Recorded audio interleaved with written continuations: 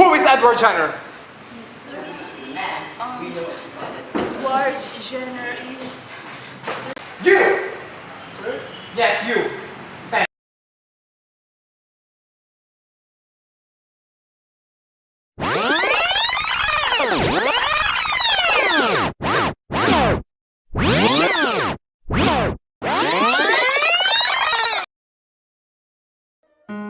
Edward Jenner, the man we know as the father of immunology and the pioneer and champion of vaccination, might himself have been lost to us due to an early brush with smallpox. When Jenner was a child of 8, he was treated with the medical gold standard of the day, inoculation, also known as variolation, against smallpox. This was no easy treatment. It involved fasting, bleeding, and purging to prepare the patient, and then introducing dried pustules, the variola, from a recent smallpox victim into a small wound on the hand. If the young patient developed the pox and lived, he or she would develop an immunity to smallpox. Not everyone survived variolation, but it gave people better odds of survival than taking their chances with spontaneously contracting smallpox.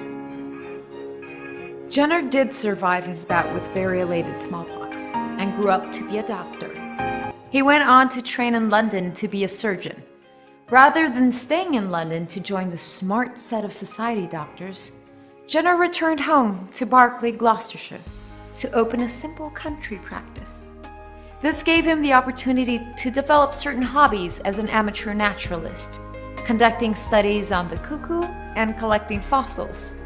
It also brought Jenner into close contact with cows and milkmaids. Reportedly, Jenner heard one milkmaid boasting that she didn't have to worry about her pretty face getting scarred, since she had had cowpox. Cowpox could be transmitted from the infected cow's udders to the milkmaid's hand. During milking.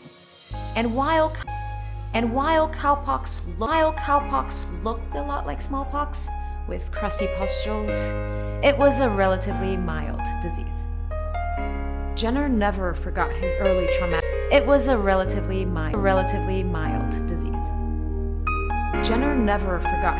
traumatic treatment for smallpox, and he hoped to develop a better procedure. He had the idea of deliberately infecting a young patient for smallpox, and he hoped to develop a better procedure. He had the idea of deliberately infecting a young patient with cowpox to test if that conferred protection against the deadly smallpox. If that conferred protection against the deadly smallpox. If Jenner's hunch was right, there would no longer be the need.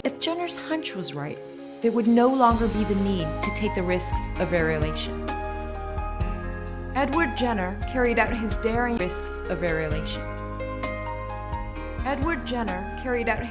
experiment on May 14th, 1796.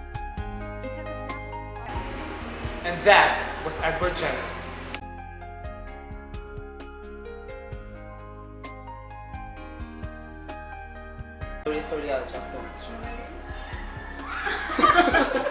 What's your name?